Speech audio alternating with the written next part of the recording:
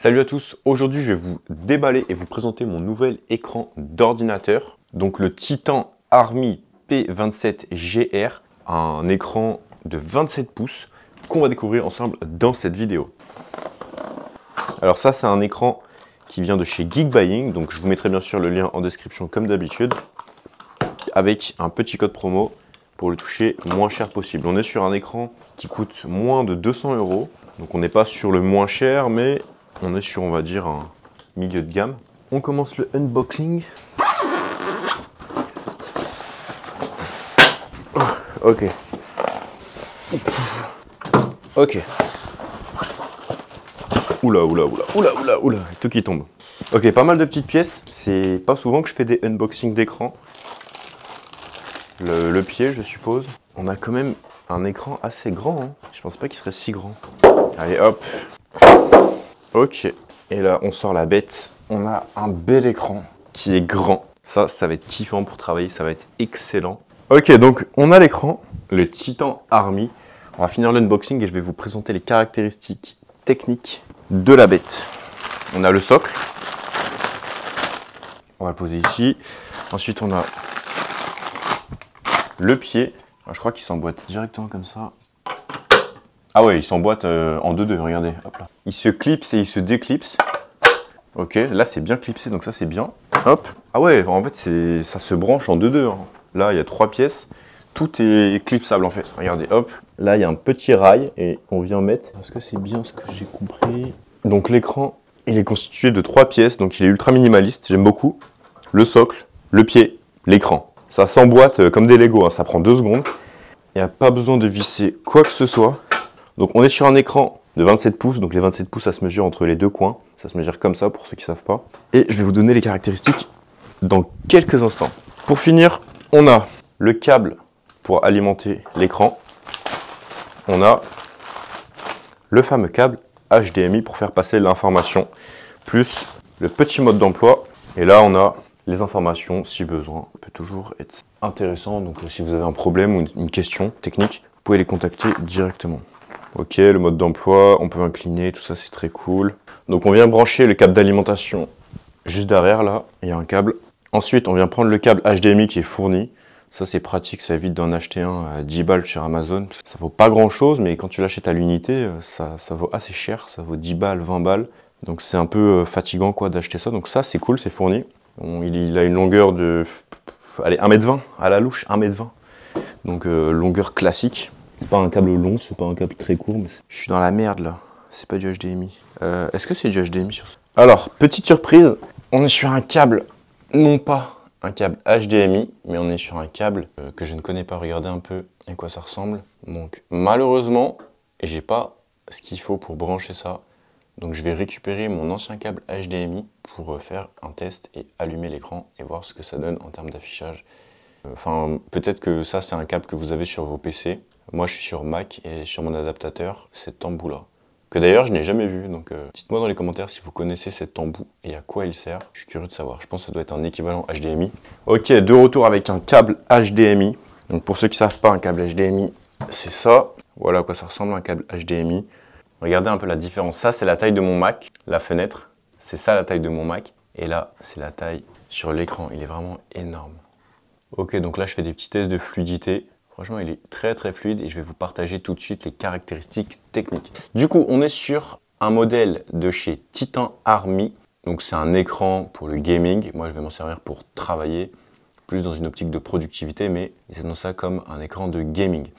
On est sur un écran qui fait 27 pouces. Au niveau du ratio, on est sur du 16/9 et on a une résolution de 2560 x 1440. Au niveau de la luminosité, on est sur du 300 nits et on a une fréquence de refresh de 180 Hz. Donc 180 Hz, ça commence à être pas mal au niveau du flou de mouvement, donc pour le gaming, c'est pas mal du tout. L'écran, il fait 3,65 kg.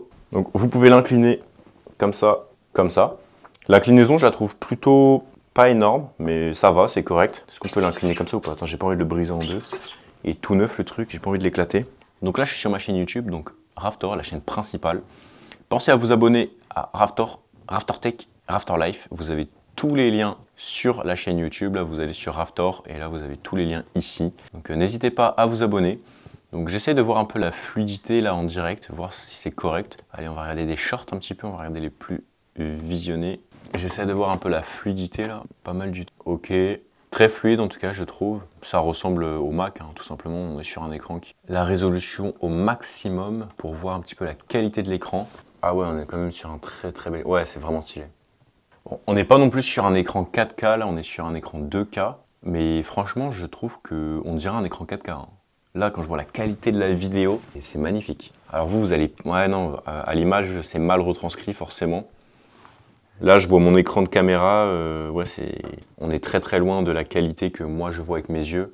Là, on voit tous les moindres détails, on voit aucun flou. On a une fluidité géniale. Les couleurs, elles sont top. Là, je vois le serpent, c'est excellent. Alors là, clairement, au niveau qualité d'image, je peux mettre facilement un 8,5 sur 10 sans broncher. Parce que j'imagine qu'il existe des écrans encore plus spectaculaires. Mais voilà, je mets 8,5 sur 10.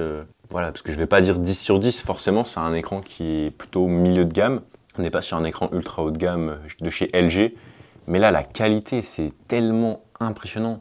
Là, vous voyez à l'écran, vous voyez des images, mais c'est pas ouf. Parce que c'est ma caméra qui filme mal l'écran, on va dire, qui vient détériorer la qualité. Mais moi, je vous garantis qu'avec mes yeux, là, je vois un truc magnifique. C'est magnifique, les couleurs, les détails. Non, franchement, là, je mets une excellente note au niveau de l'affichage. Alors, je suis pas un gamer, donc je vais pas vous faire des tests spécialement pour les gamers, sinon ça va pas être très intéressant, je pense. Mais niveau vidéo YouTube, si vous voulez regarder des films, si vous voulez faire du travail productif, là, je peux vous dire que l'écran, clairement, il est magnifique. Vraiment, il est magnifique. Les couleurs, là, c'est impressionnant. C'est hyper immersif. Je suis d'ailleurs en train de monter cette vidéo directement sur l'écran.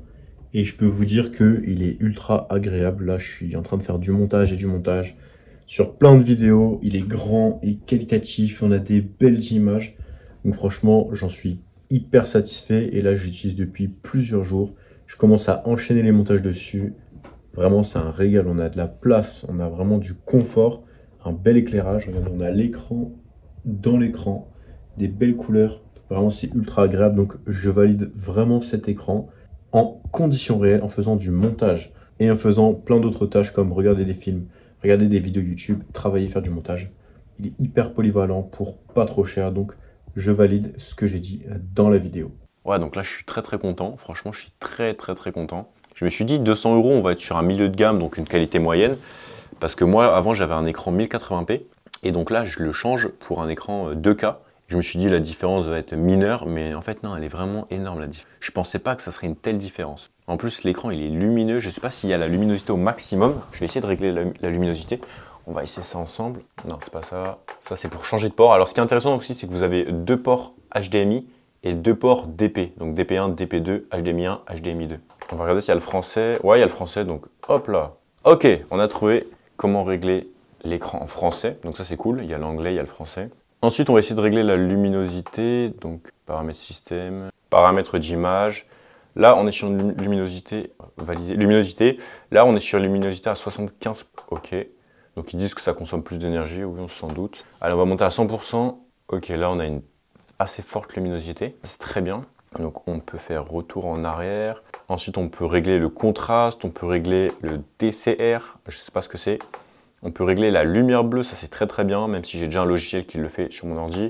On peut régler la netteté, le gamma, le rapport d'aspect, la température, la teinte, la saturation. Donc là, le HDR, vas-y, je vais mettre sur... Ah, j'arrive pas à le mettre sur on. Bref, vous avez un peu tous les réglages qu'on a sur tous les écrans d'ordinateur qui se lèvent. Alors du coup, l'inclinaison, ça marche bien. Par contre, il ne se lève pas en hauteur. Si tu le lèves, ça va le décrocher du socle. Donc ça, c'est un petit défaut. Faut dire que c'est un petit défaut. Après, quand on est sur des socles comme ça, en général, on ne peut pas le régler en hauteur, on peut juste régler l'inclinaison. C'est un petit bémol, mais c'est comme ça sur la plupart des écrans. Putain, je suis super content en vrai, l'écran il est vraiment stylé. Waouh. Ah ouais, non mais là, on règle en 4K tout de suite. Ah ouais, non mais vraiment la netteté, elle est géniale. Vraiment pour un écran pas trop cher comme ça, je pensais pas qu'on pourrait avoir une telle qualité. Franchement, niveau qualité d'affichage, il n'y a rien à dire. Il n'y a rien à dire, Franchement, excellent la qualité d'affichage. Ah ouais, les détails. Hein, vraiment les détails, les couleurs, le contraste et tout, c'est excellent. Vraiment excellent. Je suis surpris pour le prix. Je pensais qu'on pourrait pas avoir ce niveau de qualité en dessous des 450 € environ. Mais là, franchement, je suis très content. Allez, on va mettre une vidéo du Raftor. 5000 vues en un jour, hein. En 2 jours, c'est pas mal, c'est bien. À laquelle on va mettre 4K.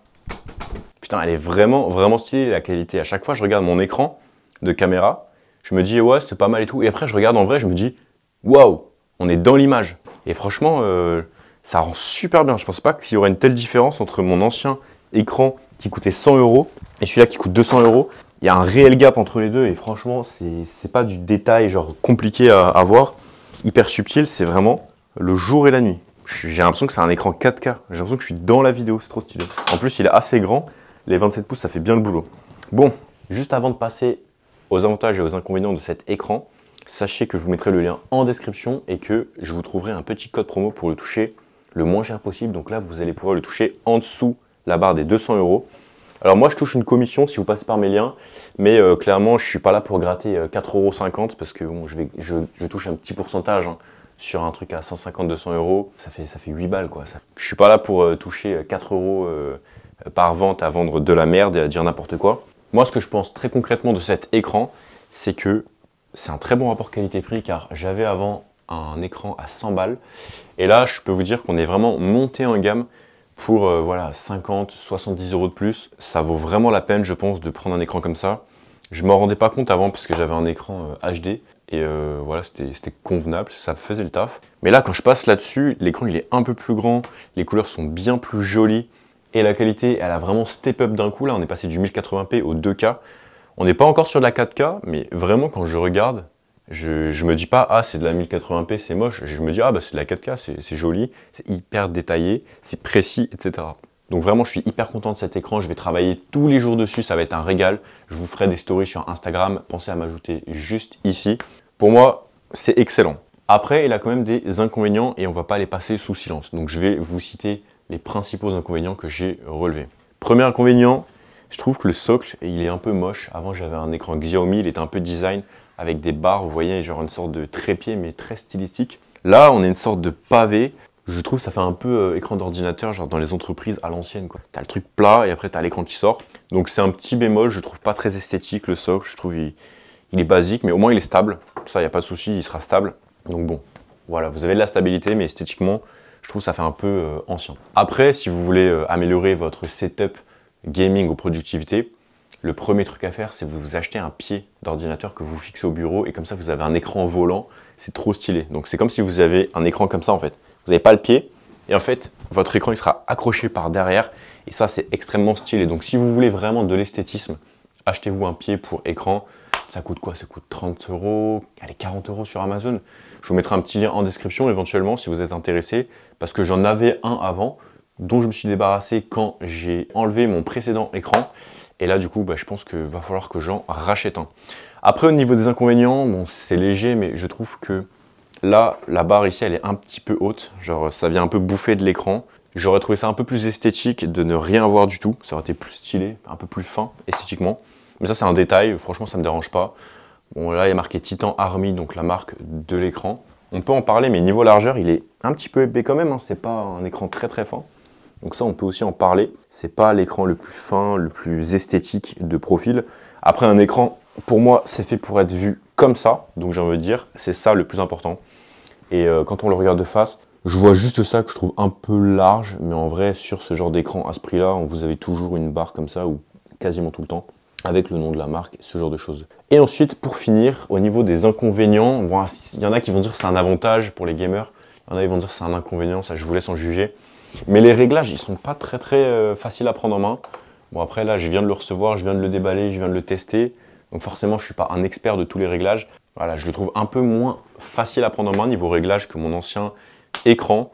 Parce que moi, mon ancien écran, il y avait luminosité, type de lumière, réglage et conditions générales d'utilisation ou un truc comme ça.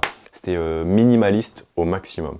Donc au niveau de l'ergonomie et de la facilité d'utilisation pour les réglages, c'est pas le top, mais au moins vous avez beaucoup de fonctionnalités si vous êtes gamer ou que vous avez des besoins spécifiques en termes de luminosité, de type de lumière, de HDR ou pas HDR, etc.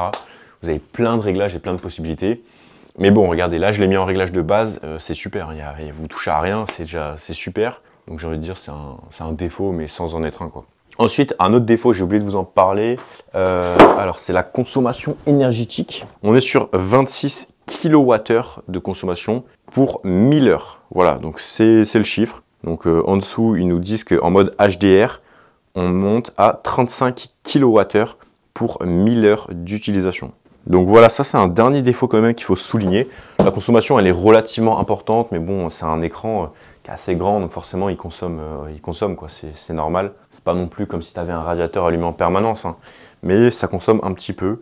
Donc voilà, faut le savoir. Je vous ai donné les chiffres au moins en toute transparence. Donc pour ceux qui se demandent aussi, 27 pouces c'est la distance entre ce coin et ce coin, et ça correspond à 69 cm si vous voulez la conversion en unité française. Donc voilà un petit peu ce que je peux vous dire de cet écran. Personnellement, je suis très satisfait. Donc là, je vais l'installer directement sur mon bureau qui se trouve juste ici. Je vais l'utiliser tous les jours, donc ça va être un régal. Et puis peut-être un jour, je vais upgrader mon setup pour acheter un écran énorme, hyper large, hyper grand. Peut-être, on verra prochainement si j'upgrade encore le setup. Mais là, pour un truc milieu de gamme, je suis très satisfait. Donc si vous recherchez un écran, pas le plus haut de gamme, mais pas non plus le plus bas de gamme, un truc intermédiaire avec une belle qualité d'image, avec un écran qui est assez grand quand même, c'est pas le plus grand mais ça commence à faire, ça ressemble à une petite télé, donc ça c'est cool. Bah, vous pouvez partir là-dessus, je pense que vous n'allez pas le regretter. Niveau point positif aussi, on a 2 ports HDMI et 2 ports DP, donc ça c'est très bien si vous voulez brancher plusieurs appareils dessus, ça peut être quelque chose de très important. Voilà, j'espère que la vidéo vous a plu, si l'écran vous plaît, je vous mettrai le lien en description de cette vidéo. Dites-moi ce que vous avez pensé de cet écran et de cette vidéo dans les commentaires, et moi je vous dis à très bientôt dans une prochaine vidéo. C'était Raftor, bye bye.